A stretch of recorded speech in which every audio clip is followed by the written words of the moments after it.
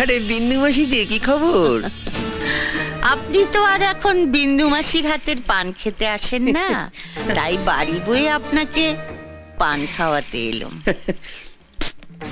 সম্পর্কটা এখানেই শেষ করে দিলেন সামন্ত মশাই? এ তুমি কি বলছো মাসি? তোমার সঙ্গে আমার সম্পর্ক কি আজকের?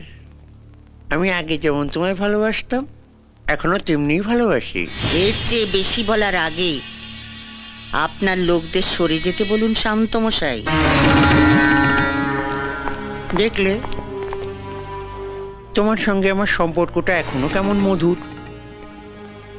গার্ডদের সামনে তুমি আমায় গালাগাল দিলে না। এবার দেব।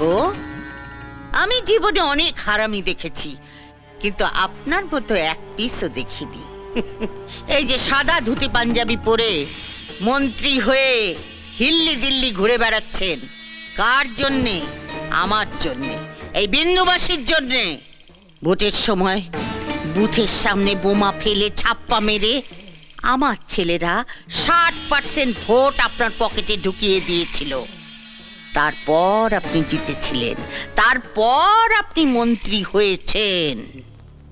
আমি কি সে কথা একবারও অস্বীকার করেছি মাসি? চুপ হারামজাদা, আগে আমাকে শেষ করতে দে। আমাকে কথা দিয়েও টিকিটটা বাবলু কোলেকে পাইয়ে দিলি। বাবলু আর বড় কাছে মই লাগিয়েছিল। পার্টি প্রেসিডেন্ট নিজে ওর নাম প্রস্তাব করেছে। তবে আমিও বলে দিয়েছি, কর্পোরেশনের মেয়র কিন্তু মাসিকেই করতে হবে।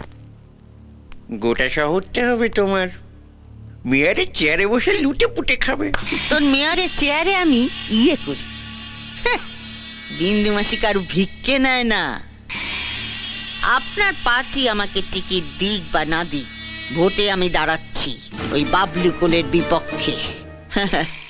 ভোটের এখনো অনেক দেরি আছে, তার আগেই আপনি জানতে পেরে যাবেন কে জিতেছে, ওই বাবলু কোলে না এই বিন্দু মাসি। তারপর দেখ কেমন লাগে। এই চলে আয় সবাই।